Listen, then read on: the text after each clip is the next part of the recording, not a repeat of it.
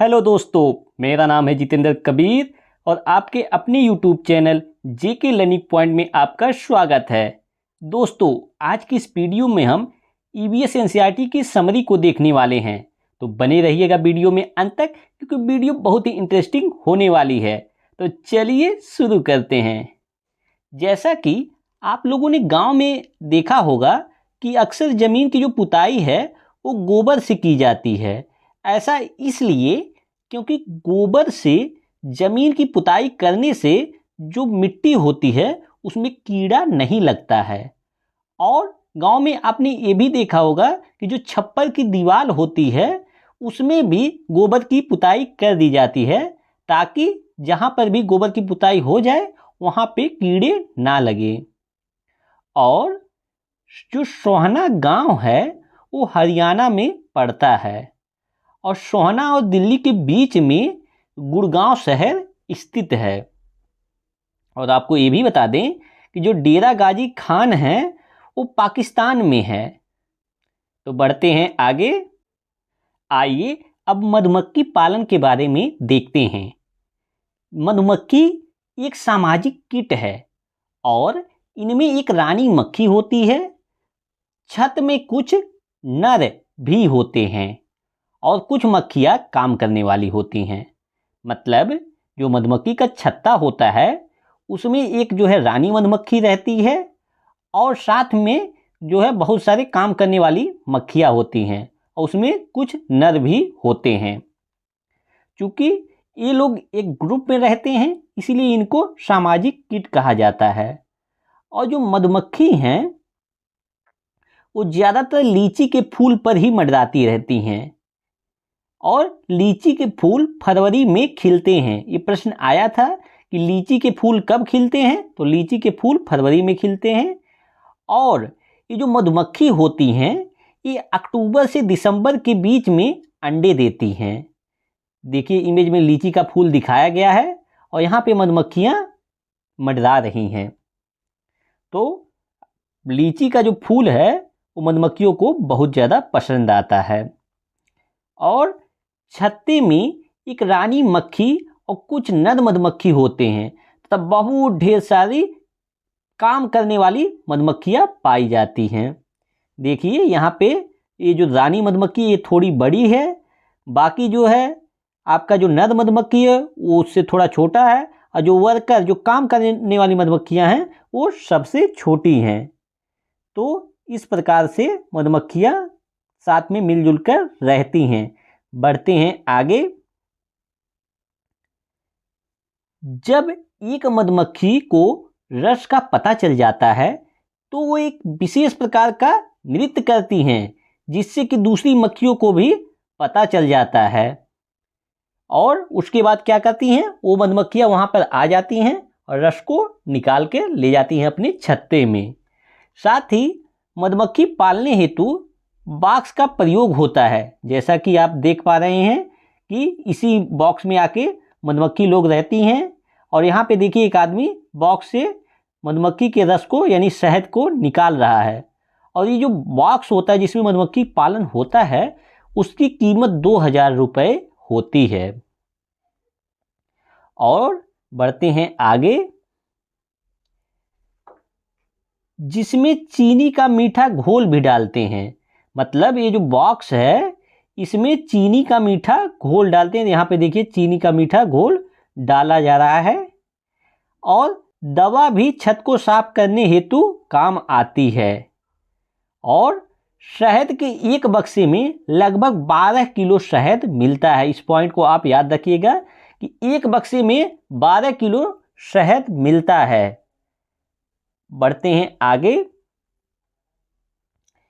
मधुमक्खी के डंक में फार्मिक अम्ल होता है और इसके डंक के असर को कम करने हेतु चूना, साबुन, लोहा आदि लगाते हैं। जैसा कि आपको पता है कि मधुमक्खी अगर किसी को डंक मार देती है तो देखिए एक प्रकार का यहाँ पे फार्मिक अम्ल जो है छोड़ के चली जाती है स्किन में। फिर वहाँ पे स्किन में बहुत ढेर सारा दर्द होने लगता है।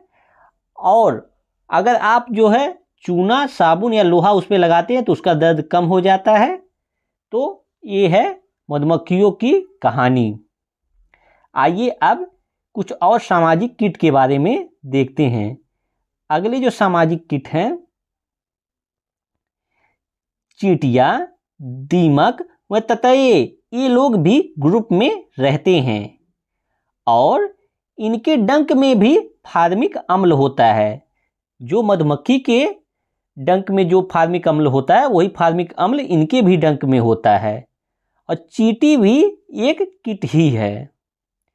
और चींटी सिपाही बिल ध्यान रखते हैं, मतलब चींटियों में जो उनमें सिपाही चींटी रहती है वो बिल की सुरक्षा की जिम्मेदारी उसी की होती है, वही उस बिल का ध्यान रखते हैं। और चींटियों की 3 जोड़ी टांगे होती हैं। जो चींटी होती हैं देखिए इसमें 3 जोड़ी टांगे हैं। तो बढ़ते हैं आगे। तो आइए अब पर्यावरण के बारे में देखते हैं। सबसे पहले हम कुछ पर्यावरण कानून को देखेंगे, जिसमें पर्यावरण संरक्षण अधिनियम के बारे में सबसे पहले देखते हैं। ये जो पर्यावरण संरक्षण अधिनियम है इसमें 26 धाराएं हैं और जिन्हें 4 अध्याय में बांटा गया है। और ये पर्यावरण संरक्षण अधिनियम पूरे देश में 19 नवंबर 1986 को लागू हुआ था। तो अगर परीक्षा में प्रश्न आता है कि पर्यावरण संरक्षण अधिनियम कब लागू हुआ था, तो यह 19 नवंबर 1986 को लागू हुआ था। और संयुक्त राष्ट्र का जो प्रथम मानव पर्यावरण सम्मेलन हुआ था वह 5 जून 1972 को स्टॉकहोम में संपन्न हुआ था। और इसी से प्रभावित होकर भारत ने भी पर्यावरण संरक्षण के लिए एक अधिनियम पास किया। और वो कब पास किया गया था? 1986 में। और इसी वजह से ये जो संयुक्त राष्ट्र ने प्रथम मानव पर्यावरण सम्मेलन 5 जून को कराया था 1972 में, इसी वजह से 5 जून को पर्यावरण दिवस भी मनाया जाता है। तो बढ़ते हैं आगे। अब देखते हैं वन्य जीव संरक्षण अधिनियम। ये जो वन्य जीव संरक्षण अधिनियम है ये 1972 में आया था। तो भारत सरकार ने प्रभावी ढंग से देश के वन्य जीव की रक्षा और तस्करी, अवैध शिकार और वन्य जीवन में अवैध व्यापार को नियंत्रित करने के उद्देश्य से वन्य जीवन संरक्षण अधिनियम 1972 जो है लागू किया था। मतलब इसके पहले वनों में जो जानवर थे, चाहे बाघ हो, हिरन हो, चीता हो या अन्य जानवर थे, उनकी खाल, उनकी चमड़ी, उनके दांत आदि के लिए लोग उनका शिकार करते थे, उनकी तस्करी करते थे। तो इन्हीं सब को देखते हुए भारत सरकार ने इस सारे जो है अवैध कामों को रोकने के लिए, ताकि जानवरों की रक्षा हो सके, तो एक वन्य जीव संरक्षण अधिनियम लाया। और कब लाया? 1972 में। तो बढ़ते हैं आगे। अगला है वन अधिकार अधिनियम। तो वीडियो अगर आपको पसंद आ रही है तो चैनल को सब्सक्राइब कर लीजिए। अब कमेंट करके बताइए कि वीडियो कैसी लगी। तो वन अधिकार अधिनियम 2006 में आया था, जो कि वन से संबंधित नियमों का एक महत्वपूर्ण दस्तावेज है।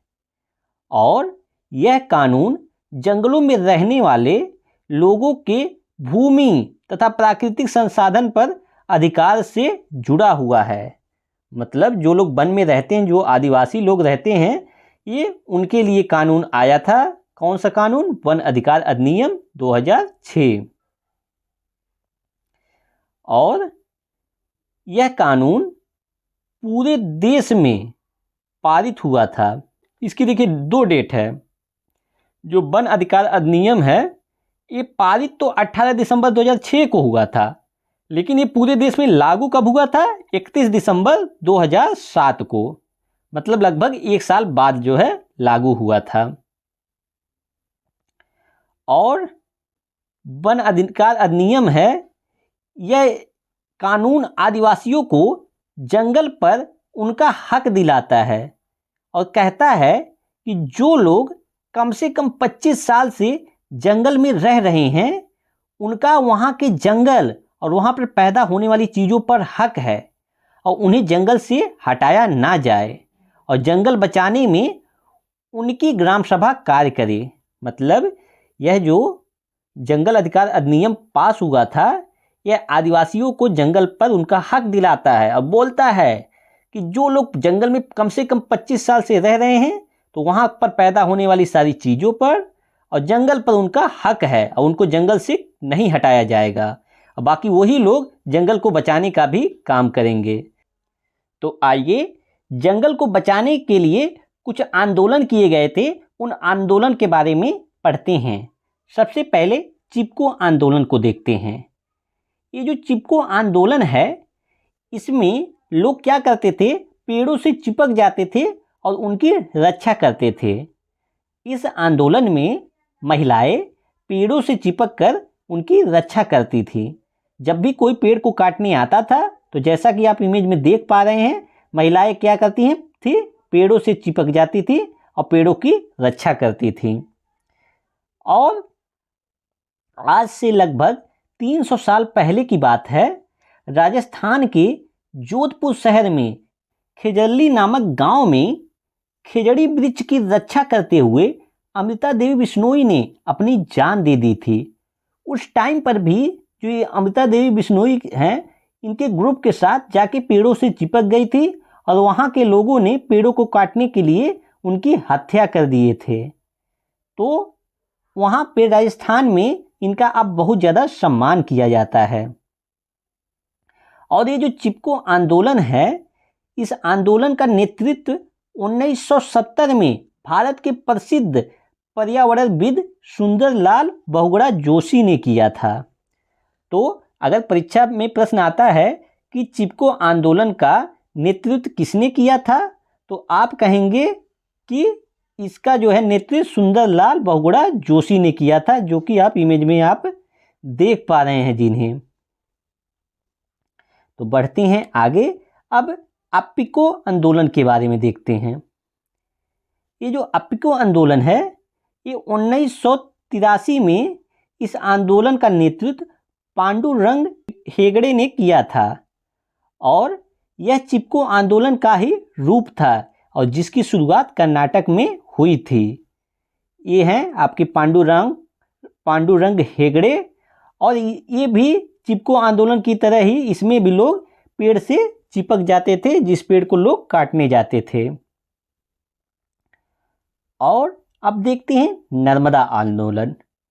ये जो नर्मदा आंदोलन है इस आंदोलन के प्रमुख नेता बाबा आमटे और मेधा पाटकर थी और इस आंदोलन की शुरुआत नर्मदा नदी पे बन रहे बांध के विरोध में हुआ था। नर्मदा नदी पे एक बांध बनाया जा रहा था, इस बांध को बनने से रोकने के लिए इस आंदोलन को किया गया था। तो बस आज की वीडियो में इतना ही। इस वीडियो को देखने के लिए आपका बहुत बहुत धन्यवाद। चैनल पे नए हैं तो चैनल को सब्सक्राइब कर लीजिए, साथ में कमेंट करके बताइए वीडियो कैसी लगी। अपने दोस्तों के साथ वीडियो को शेयर करना बिल्कुल ना भूलें। Thank you.